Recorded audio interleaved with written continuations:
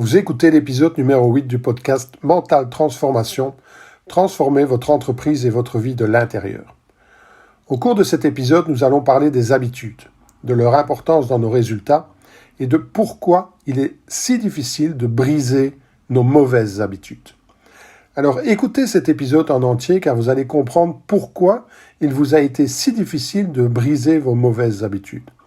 Je crois sincèrement que le monde entier sous-estime le pouvoir des habitudes.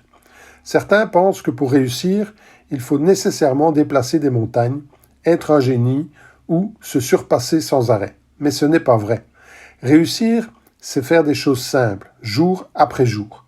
Des choses simples qui, grâce au pouvoir de l'effet composé, vont engendrer de grands résultats. Alors vous allez sans doute me demander, si c'est si simple, pourquoi tout le monde ne le fait pas? Pourquoi tout le monde ne réussit pas? Et la réponse à cette question est également simple, parce que ce qui est simple à faire est encore plus simple à ne pas faire. Regardez la vie d'une personne insatisfaite et vous trouverez à coup sûr un grand nombre de mauvaises habitudes qui l'empêchent d'être heureux, qui l'empêchent d'être à l'aise financièrement ou qui l'empêchent d'être fier de ses réalisations. Mais la bonne nouvelle, c'est qu'en remplaçant certaines mauvaises habitudes par de nouvelles plus positives, votre vie entière changera pour le meilleur. Donc je vous invite à écouter attentivement cet épisode parce que vous allez découvrir l'importance de vos habitudes sur votre entreprise et sur votre vie, mais aussi comment adopter de nouvelles habitudes à succès jour après jour. Bonjour, je suis Fabien Simal et vous êtes sur le point de commencer à transformer votre vie de l'intérieur avec ce podcast. Depuis plus de 20 ans, j'ai accompagné des centaines d'entrepreneurs. Je les ai aidés à découvrir qui ils sont vraiment et à se transformer intérieurement pour obtenir les résultats qu'ils désiraient profondément. C'est durant mes 20 années comme kinésithérapeute que j'ai pu observer et être le témoin de l'importance de notre identité inconsciente sur notre santé et notre destinée. Que ce soit au niveau de la santé, de l'argent, du succès en affaires ou au niveau de nos relations interpersonnelles, nous sommes tous impactés par ce que j'ai appelé notre posture identitaire inconsciente. Parce que c'est qui je pense être inconsciemment qui me fait prendre telle ou telle décision plutôt qu'une autre, qui me fait agir de telle ou telle façon, qui me fait croire que je suis capable de ceci ou incapable de cela. Et c'est cette identification mentale qui est responsable de la grande majorité de nos souffrances et des limites que nous nous fixons. Dans ce podcast, il ne sera pas question de motivation, mais de vous montrer comment la combinaison des neurosciences, de la psychologie et des sagesses ancestrales peut vous aider à atteindre des niveaux d'accomplissement dans votre vie dont vous n'auriez jamais osé rêver. Parce qu'une fois que vous commencez à comprendre pourquoi et comment maîtriser votre esprit et élever votre niveau de conscience, tout ce que vous désirez dans votre vie devient possible pour vous. Nous parlerons donc de croyances limitantes, d'identité inconsciente, de comment surmonter nos peurs et nos limites et surtout de comment transformer notre mental pour obtenir les résultats que nous désirons réellement. Je suis tellement enchanté de vous retrouver sur cette série Mental Transformation. Transformez votre entreprise et votre vie de l'intérieur. Tout commence par une habitude. Mon mentor Jim Rohn avait l'habitude de dire « Tout commence par une pomme par jour, an apple a day ». Peut-être connaissez-vous ce dicton en anglais « An apple a day keep the doctors away ». Une pomme par jour éloigne le médecin. Et si c'était vrai? Et si c'était vrai? Si c'était vrai, c'est une bonne habitude, facile à prendre. Tout le monde peut prendre l'habitude de manger une pomme par jour pour s'assurer la santé, le bien-être, éviter le cholestérol et la crise cardiaque. Juste une pomme par jour. Le succès comme l'échec débute par une simple habitude. Le succès n'est rien d'autre que la somme de simples disciplines pratiquées chaque jour. Et l'échec n'est rien de plus que la somme de quelques erreurs de jugement répétées jour après jour. Par exemple, investissez 1 euro par jour et vous finirez par devenir riche. Dépensez 1 euro de trop chaque jour et vous deviendrez pauvre et sans le sou. Une simple habitude répétée jour après jour durant des années. Les habitudes sont tellement importantes que certains en ont fait des best-sellers, comme Stephen Covey, qui a écrit les 7 habitudes de ceux qui réalisent tout ce qu'ils veulent entreprendre. Ou encore Onur Karapinar, qui a écrit Petites habitudes, grandes réussites. Alors, d'où viennent nos habitudes et pourquoi est-il si difficile de changer nos habitudes? Une habitude est une action ou un comportement qui a été répété suffisamment de fois pour devenir plus ou moins automatique. Selon une étude de l'université de Duke en Caroline du Nord, environ 45% de ce que nous faisons au quotidien fait partie de nos habitudes et ne repose pas sur des décisions éclairées. Alors, pourquoi notre cerveau fabrique-t-il des habitudes? Tout d'abord, vous devez savoir que c'est votre cerveau reptilien qui gère vos habitudes et que pour lui, il n'y a ni bonnes ni mauvaises habitudes. En fait, c'est votre lobe préfrontal, qui vous dit que vous devriez arrêter de fumer parce que c'est mauvais pour votre santé.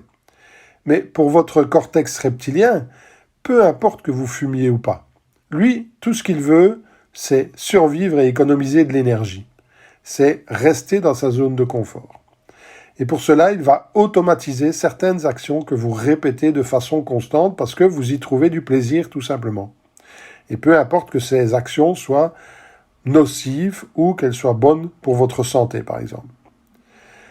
Il faut comprendre que l'énergie est en effet une ressource rare et que nous avons évolué en tant qu'espèce pour dépenser le moins d'énergie possible. C'était juste une question de survie.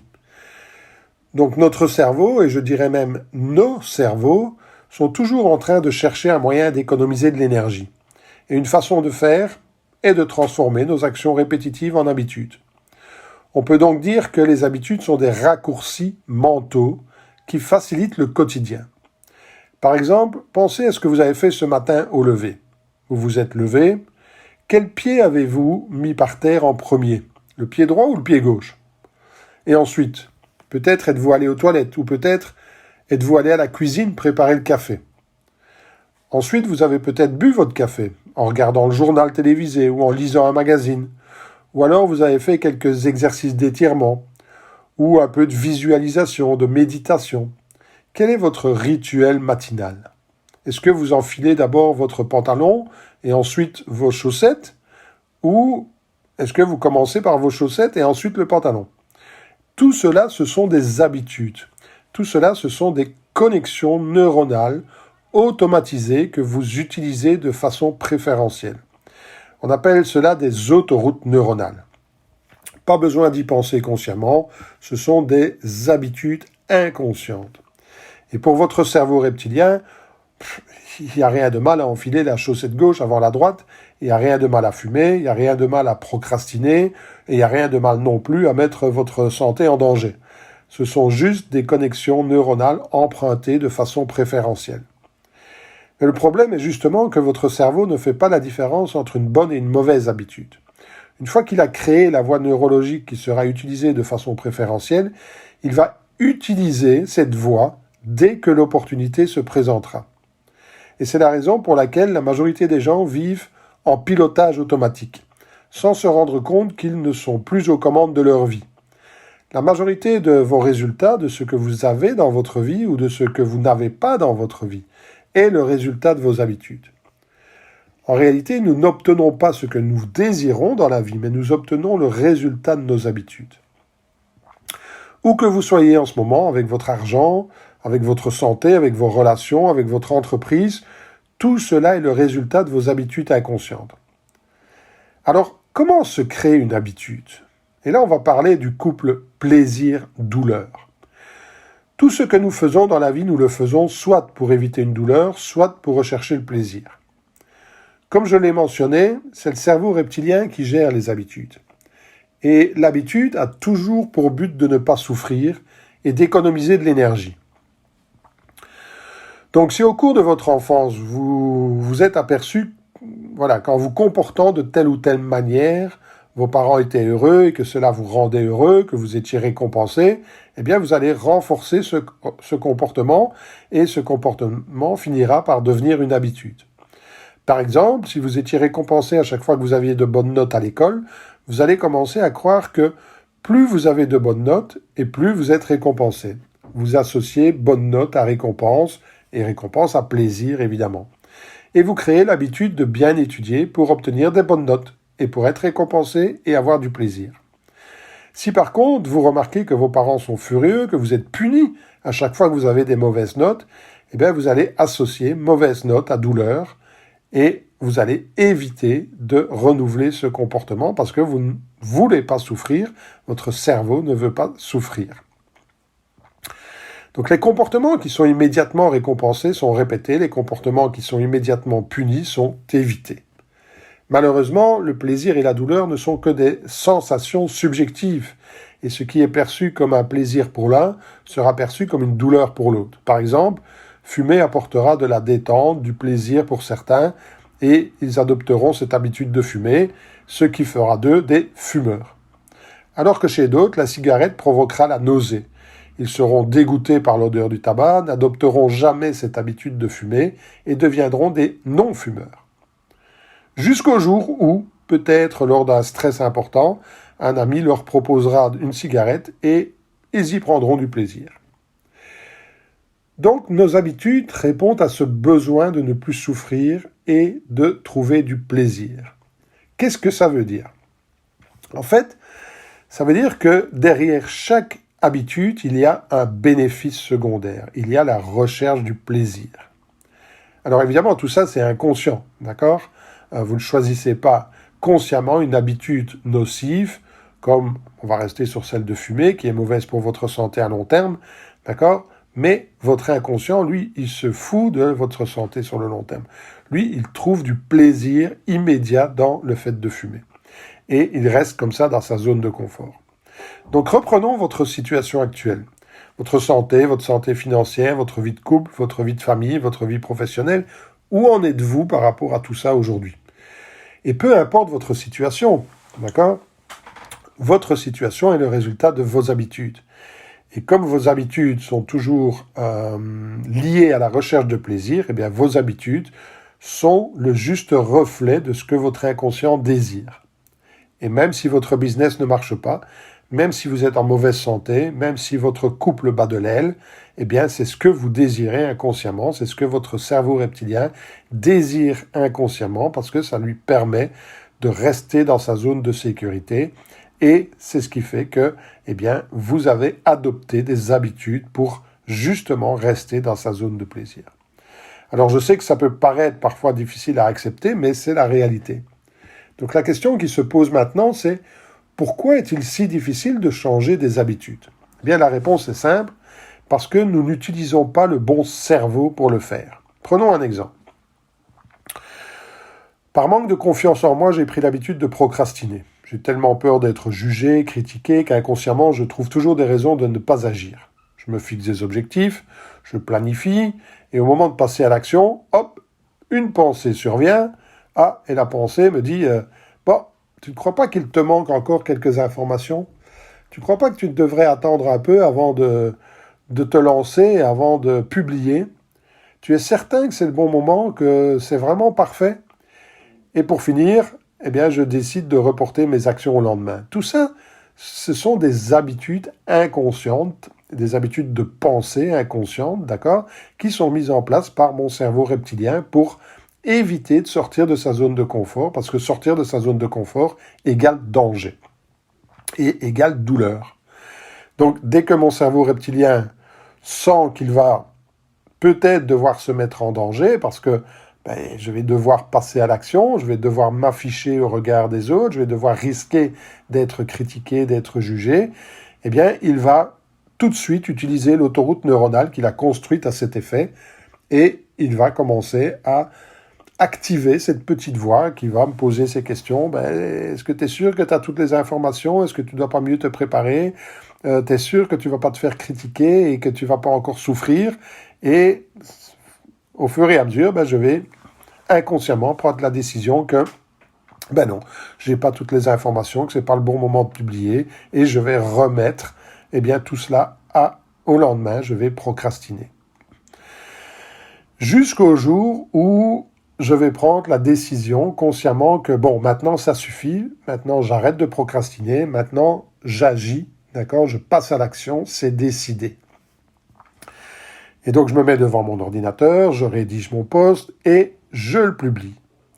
Sauf que, pour faire cela, j'ai utilisé mon néocortex, d'accord, mon cortex préfrontal, et que cela m'a demandé énormément d'énergie. Vous le savez, lorsque vous devez utiliser la volonté pour changer une habitude, lorsque c'est conscient et que vous devez vous discipliner, ça demande de l'énergie.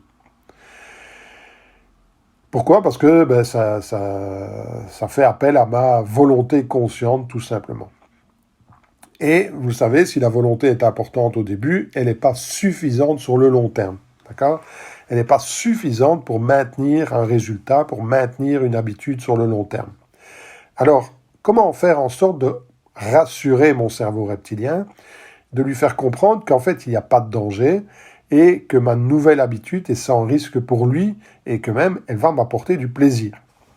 Eh bien, la première chose à faire, c'est de commencer par changer une petite habitude. Une habitude qui ne va pas vous demander un niveau d'engagement trop élevé, qui ne va pas vous demander un niveau d'énergie trop élevé.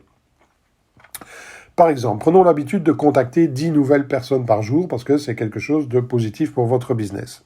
Et peut-être que jusqu'à présent, vous n'aviez pas pris cette habitude parce que vous aviez peur de ce que l'autre va penser, vous aviez peur d'être rejeté ou d'être ignoré, d'accord? Et la question, c'est comment passer au-dessus de ces peurs et commencer à contacter 10 nouvelles personnes par jour, encore une fois, parce que c'est une habitude positive pour le développement de votre business. Eh bien, la première chose à faire, c'est de trouver du plaisir.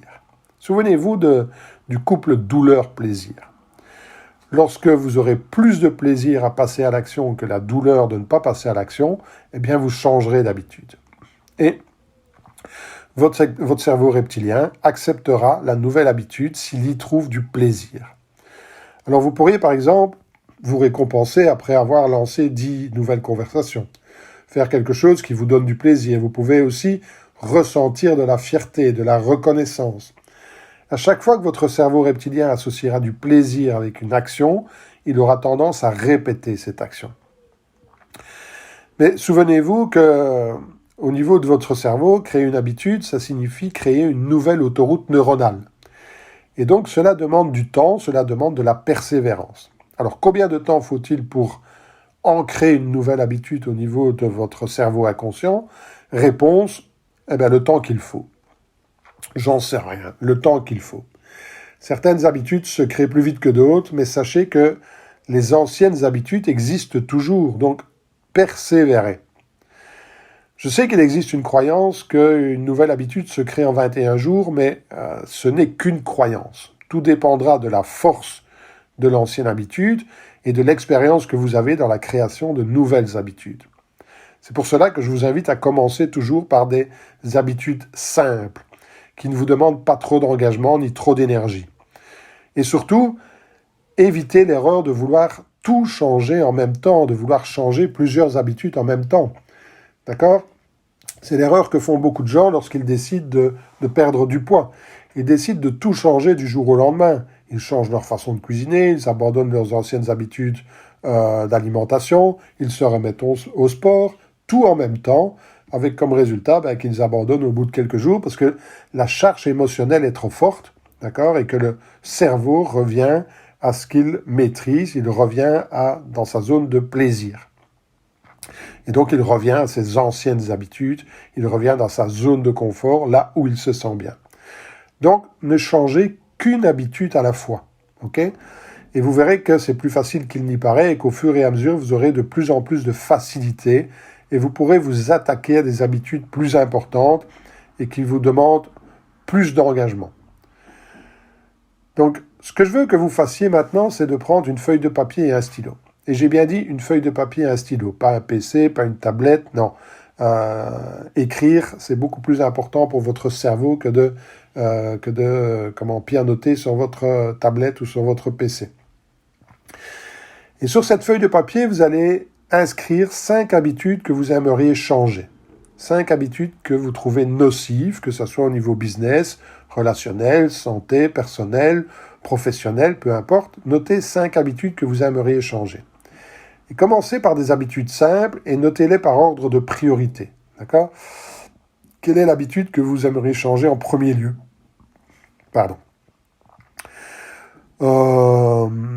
Et pour chacune de ces habitudes, vous allez noter en quoi cette habitude est devenue un problème pour vous. En quoi c'est devenu un problème pour votre santé? En quoi c'est devenu un problème pour votre niveau d'énergie? En quoi c'est devenu un problème pour votre business, pour vos relations, pour votre confiance en vous? En quoi c'est devenu un problème pour votre vie financière? Donc, en quoi cette habitude est devenue un problème pour vous? Et vous faites ça pour les 5 habitudes. Et ensuite, vous notez les conséquences pour vous si vous ne résolvez pas ce problème à moyen et long terme. Et vous faites ça pour les 5 habitudes. Donc, quelles sont les conséquences pour vous, d'accord? Quelles sont les répercussions possibles de ce problème sur vous, sur votre famille, sur vos relations, sur les personnes que vous aimez, sur votre vie financière, sur votre vie relationnelle, sur l'image de soi, sur l'amour de soi, sur l'estime de soi? Quelles sont les répercussions possibles si vous ne réglez pas ce problème, d'accord? Si vous ne changez pas cette habitude et si vous répétez cette habitude encore et encore et encore et qu'elle engendre toujours le même problème à moyen et long terme. Une fois que vous avez fait ça, prenez le temps de faire cet exercice convenablement, d'accord? C'est très important. Et une fois que vous avez fait ça, bien notez ensuite qu'est-ce que vous désirez vraiment? Qu'est-ce que vous désirez à la place? Quelle est l'habitude saine que vous allez développer et pourquoi vous allez la développer? D'accord? Qu'est-ce que ça va changer pour vous de développer cette nouvelle habitude? Et ensuite, eh bien, associez cette nouvelle habitude à un sentiment de plaisir, à un sentiment de reconnaissance, à un sentiment de fierté. Vous pouvez dire à haute voix, je suis fier de moi, une fois que vous avez commencé à adopter cette nouvelle habitude. Bien, à chaque fois que vous avez corrigé cette habitude, prenez le temps de vous reconnaître, de dire que vous êtes fier de vous, que ça vous fait plaisir. Prenez le temps de ressentir le plaisir d'avoir changé cette habitude. Peut-être d'avoir dit non à cette cigarette, à ce verre d'alcool, peut-être d'avoir invité 10 nouvelles personnes, peut-être d'avoir entamé une conversation, peut-être d'avoir publié justement ce post que vous aviez peur de publier, d'appeler ce client, d'accord? À chaque fois, prenez le temps de vous reconnaître, de ressentir de la fierté, de ressentir le plaisir, de le dire à haute voix, d'accord? Je suis fier de moi, ça me fait plaisir, et persévérer jusqu'à ce que cette nouvelle habitude soit véritablement ancrée en vous, d'accord? Vous pouvez aussi prendre le temps de vous visualiser comme, en tant qu'ayant déjà acquis cette nouvelle habitude, ok? Parce que au plus vous allez associer vision, émotion et ressenti, au plus vous aurez un impact sur votre cerveau reptilien et au plus votre cerveau reptilien acceptera la nouvelle habitude. Ok? Donc voilà ce que je voulais partager avec vous aujourd'hui sur les habitudes.